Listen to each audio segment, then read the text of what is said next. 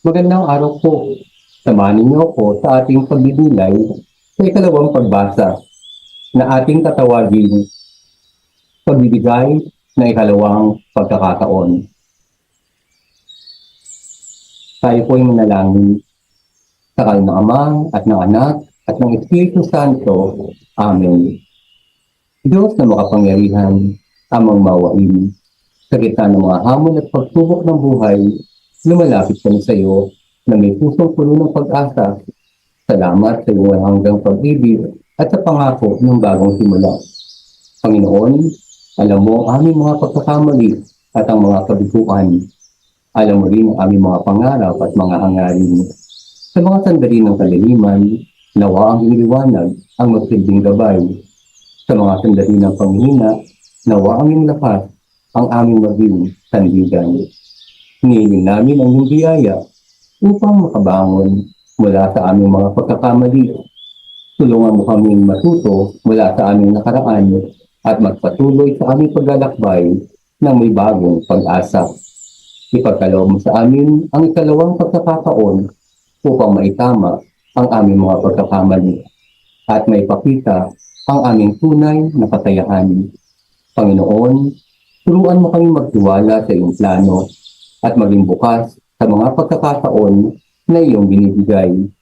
Tulungan mo kaming maging mapagpasalamat sa bawat araw at maging saksi sa iyong pag-ibig at awa. Sa pamagitan ni Kristo na aming Panginoon. Amen. Sa ngalan ng Ama at ng Anak at ng Espiritu Santo. Amen. Ating pong pakinggan ang ikalawang pagbasa.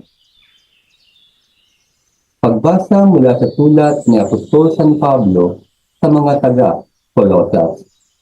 Mga kapatid, binuhay kayong muli kasama ni Kristo, kaya ang pagsunikatan ninyo ay ang mga bagay na nasa langit na kinaroonan ni Kristo na nakaupo sa kanan ng Diyos.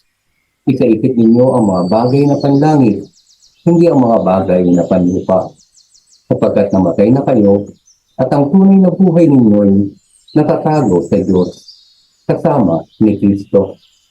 Si Kristo ang tunay na buhay ninyo at pag siya'y nahayag, mahayag din kayo kasama niya at makakahati sa kanyang karangalan. Ang salita ng Diyos. Salamat sa Diyos. Ating pong pagnilayan ang nilalaman ng ikalawang pagbasa. Ang pagbasa mula sa sulat ni Apostol San Pablo sa mga taga-Colosas ay naglalaman ng isang malinaw na mensahe tungkol sa bagong buhay kay Kristo. Isang pagbabago mula sa mga bagay na panlupa patungo sa mga bagay na panlangit. Ang pahayag na binuhay kayong muli kasama ni Kristo ay isang malinaw na pagpapakita ng ikalawang pagkakataon. Ito ay isang paanyaya na talikuran ang lumang buhay at tumuon sa bagong buhay na inaalok ni Kristo. Muling pagkabuhay kasama ni Kristo. Binuhay kayong muli kasama ni Kristo. Ito ay hindi lamang isang espiritual na katotohanan, kundi isang paanyaya na isabuhay ang bagong buhay na ito. Ito ay isang pagbibigay ng ikalawang pagkakataon upang talikuran ang nakaraan at magsimula muli. Ito ay nagpapaliwanag na ang mga dating kasalanan, mga pagkakamali ay maaaring mapawit at ang isang bagong simula ay posible. Pagtutuon sa mga bagay na panlangit. Kaya ang pagsinikatan ninyo ay mga bagay na nasa langit na kinaroonan ni Kristo na nakaupo sa kanan ng Diyos. Isaisip ninyo ang mga bagay na panlangit, hindi ang mga bagay na panlupa. Ito ay isang paalala na ang ating tunay na tahanan ay nasa langit. Ito ay isang paanyaya na ituon ating mga puso at isipan sa mga bagay na walang hanggan. Ang pagtuon sa mga bagay na panlangit ay nagbibigay ng bagong perspektibo sa ating buhay. Ito ay nagpapahiwatig na ang mga problema at hamon ng mundo ay pansamantala lamang. Tunay na buhay kay Kristo. Sapagkat namatay na kayo at ang tunay na buhay ninyo ay nakatago sa Diyos kasama ni Kristo. Si Kristo ang tunay na buhay ninyo at pag siya'y nahayag, mahayag din kayo kasama niya at makakahati sa kanyang karangalan. Ito ay isang pangako ng walang hanggang buhay kasama ni Kristo.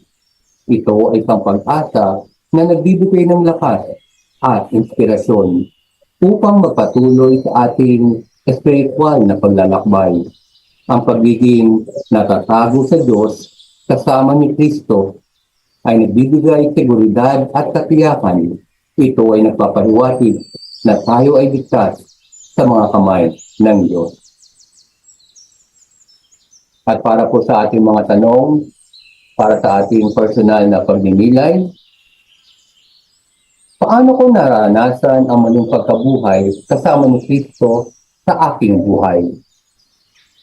Paano ko may tutuon ang aking isipan at puso sa mga bagay na panlangit?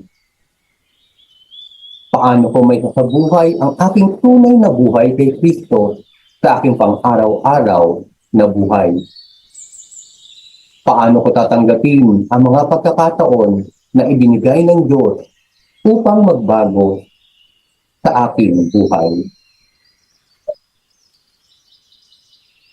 At para po sa pagpapaalala, ang pagninilay nito ay nagpapaalala sa atin na ang Diyos ay laging handang magbigay ng ikalawang pagkakataon. Ang mahalaga ay ang ating pagtugon sa kanyang tawag ng bagong buhay at ang ating pagtutuon sa kanya. Nawa ay patuloy tayong kaawaan ng Diyos na lumikha at patuloy tayong gabayan sa ating paglalakbay sa ating buhay pananampalataya.